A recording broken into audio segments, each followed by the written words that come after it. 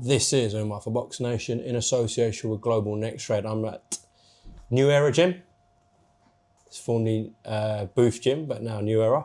I'm joined by big David Adeleye, who's got a massive opportunity, massive fight coming up August 16th. Before we just sort of break all that down, how's life anyways, David? Good, can't complain, man. Ready to rock your roll, like you said, big opportunity, so I'm here. Normally in this current climate of boxing, we sort of hear rumours about fights that are happening, etc., and they sort of get told to the public before it's announced. It was nice to see this because nobody had a clue. I think that's what made it so good, because nobody actually knew the fight was being made until it was obviously announced officially. But yeah, it gave that sort of surprise element.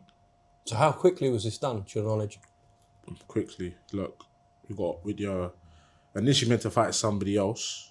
That fight fell through, and then this fight was put forward, and we accepted it with open arms, and yeah, it was easily made. Okay, you've kind of hinted at it there. Before we come on to what's most important, because that's your focus, August 16th with Filip Hrgovic, and as I said, it's a massive fight. The fight with Jeamie TKV, from your side, in your mind, you were heading towards that?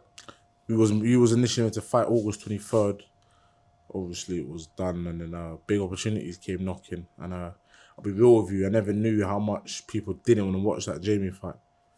It was Jamie's team, I think, or Jeamie, that more or less kept saying everyone was interested in it. But yeah, from what I know, I was like, look, let me just do this fight, get it out the way, put that to bed, and then move forward. But obviously, this big opportunity came, so here we are. Okay.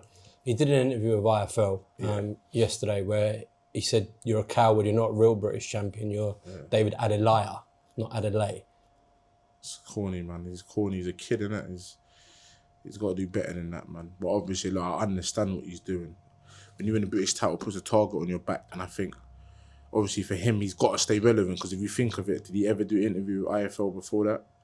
Has his name ever been linked to any fighter before that? Did he ever go on TalkSport? He didn't do nothing. You know, to fight me, he got over double his biggest purse. So he was getting money. Obviously, he's got money he's never seen before. So it makes sense why he's acting the way he's acting. You know, yeah. But he's moving like a prostitute that ain't been paid. He needs to relax. You know what I mean? His time's going to come. But if he keeps doing the right thing, and obviously I'm doing the right thing, we'll obviously meet again later on in our careers. But to my knowledge, we was meant to fight. Nobody wanted to see it, I suppose. And it's funny because when the initial fight that I had for the Saudi show fell through, I asked, why don't we just do the Jeamie fight on the Saudi card? Everybody said no.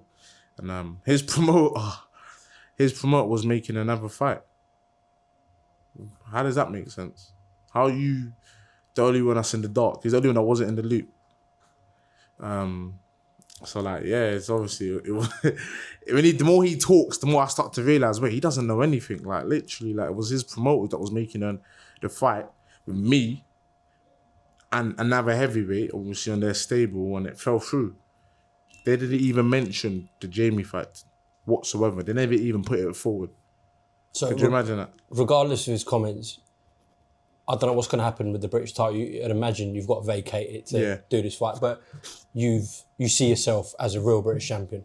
I chinned him. What do you mean? I see myself as I didn't. I said because of his comments. Like, you don't think anything he's going to say is going to change my thought process? He's going to turn around to him and say, David's not black. You want him to turn around and say, no, it's true. You know what? He said, I'm not black. I mean, come on now. I chinned him, hit him with that left hook. You know what's so funny? Because I'm not the type to I don't want to badmouth him, because at the end of the day, there was a stage when we were friends. But come on, man. We saw them.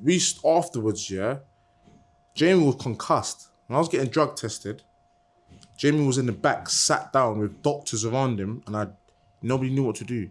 Even when I said to him, like, you're right, he didn't even know how to stand up. But I'm not going to badmouth him and say all of that. But I could have come out. Could have got people to come record him. Because he was concussed, 15 minutes, 20 minutes after the fight. He said, I wasn't really hurt. I hit him with a Derby left hook, and I did that to him. You can only imagine what's going to happen if I was to fight him again. Do you think that rematch, whenever it happens, needs to happen one day from your side? I've beat him up already, innit? So for me, I'm chilling him. I suppose he's obviously having dreams about it. So for him, it needs to happen. But for me, I've beaten him up. I was just gonna do it because everyone was talking about it, and like his team said certain comments. So when we was getting ready for it, even when we was getting ready for it, it's like, wait, no one's actually interested in this. Mental. But it's like, all right. We was meant to do the rematch. He asked for more money that he got the first time. The money he got paid the first time, he got overpaid. It was over double his highest purse. It was over double. He's asking for more money in a rematch. Like, way more money. You know, we have to be realistic with certain things. So, but I don't want to talk too much, get myself in trouble, because I don't know what certain things shouldn't be said. But that fight was meant to happen. It was signed on my end. Frank Warren will tell you how much I was pushing for that fight. Like, so, yeah. Okay. But we went to bigger and better, man. When I spoke to Frank, your promoter, I said, why is this fight happening now between Filip and David? And he said, because it's time for David to step up.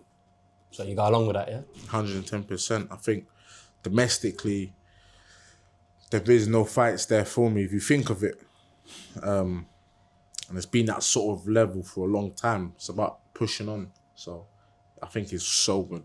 This is the big leagues now. I'm in the big leagues, man. This is what we sign up for. Okay. When you've looked at Hrgovic recently, his fight with Joyce, the fight with Daniel Dubois, which he started very well in, and Adam, actually, your trainer, knows him very well because he used to spar a lot with David Hay. This is when Filip was quite young. A very good fighter on the eye. He's got a very good rhythm about him, quite a unique rhythm, but fundamentally jab, good right hand, brilliant 1-2. He's got obviously good attributes. He's very tough and durable as well. But I'm sure you believe there's areas where you can expose Filip Hrgovic. 100% there is. And this is why I took the fight. This is the game we're in. I believe in myself, and there was a short list of names that we put forward as a team, and he was one of the names on the list. So when we found out he was obviously available, we took it with open arms.